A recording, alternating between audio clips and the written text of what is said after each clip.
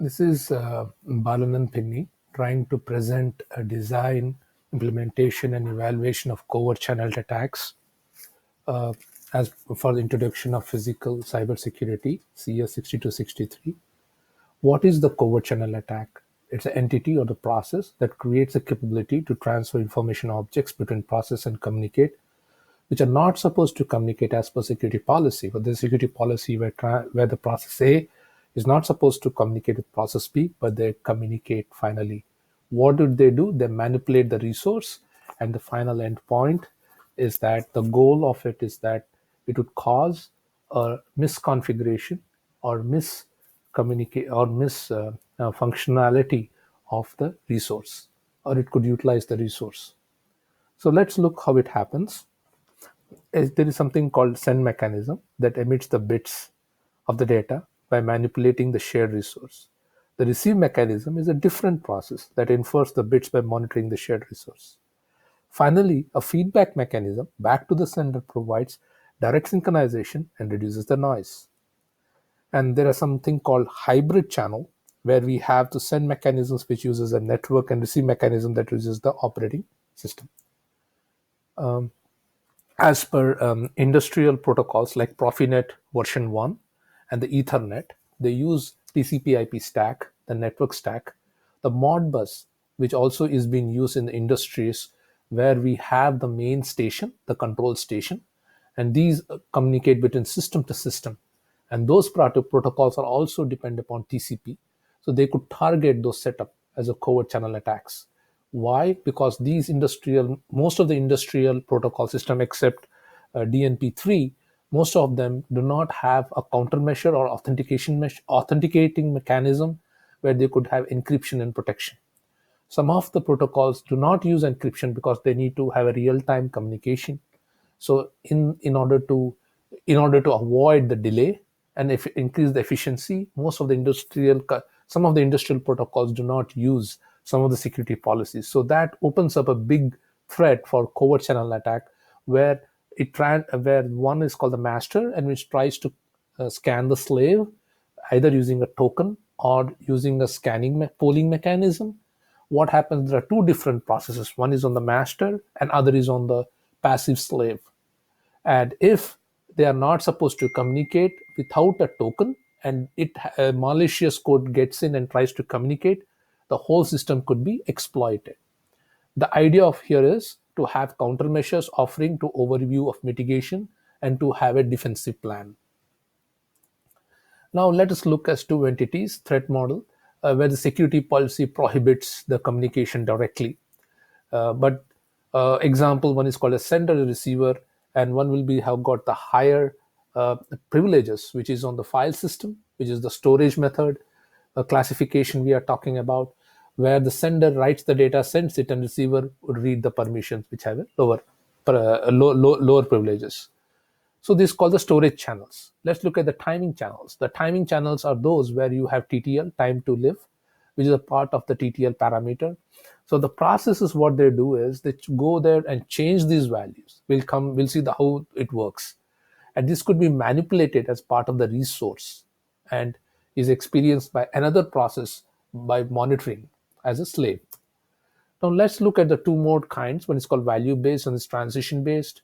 The value-based channel transmit information based on actual value in the system, and transition-based change in the value.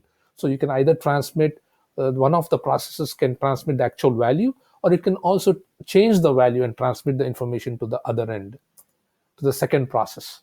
We also talked about network, which will cause the tables and codes which are part. And the Modbus has got four of those registers. Those are called Modbus discrete input, the coil, the input register, and the holding register.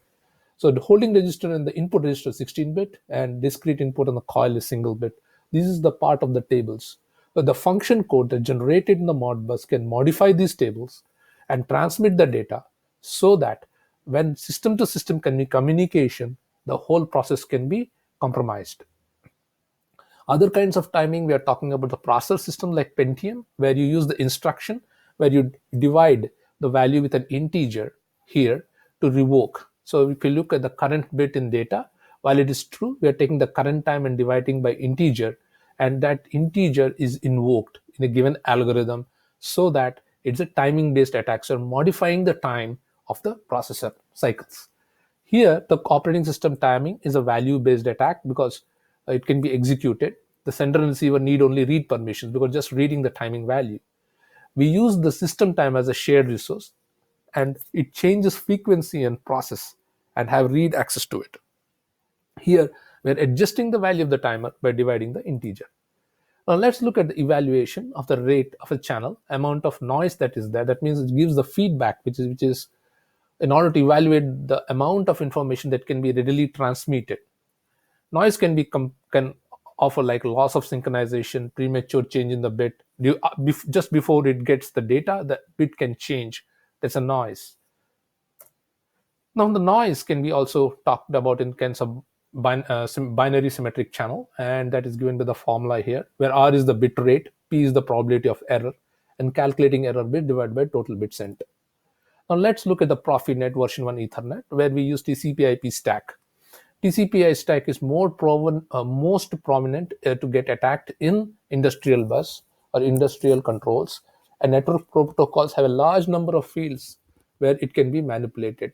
Now look at the Ethernet where TCP channel, where we see that the operating systems are and the other things are also involved, where we see that the required RTCP can be indicate the presence of covert messages. Let's look how this padding of the bytes to encode the secret information, which is required to modification of the headers. Now, when you talk about covert channels, what we do, insert the data in the header. As an example, covert channel, we can see that the channel is manipulated by identification field or the sequence number field. So there are different fields as part of the packet and of the header, and we can also modify these values. And another approach we can do this is a covert information. Since TTL field is modified by routers of the packet transit, and the TTL field is time to live, that is related to the TTL violation on the path if the value changes. So the variation of the path is the violation because they changed the value, and this could be looking as natural though it has been changed. Each of these channels have a limited bandwidth, so covert channels are fundamentally tied to security through obscurity, so we will not know that change has happened. One process changes the value, other process listens on the other end and tries to read it to make sure the channel is changed. Channel values are changed.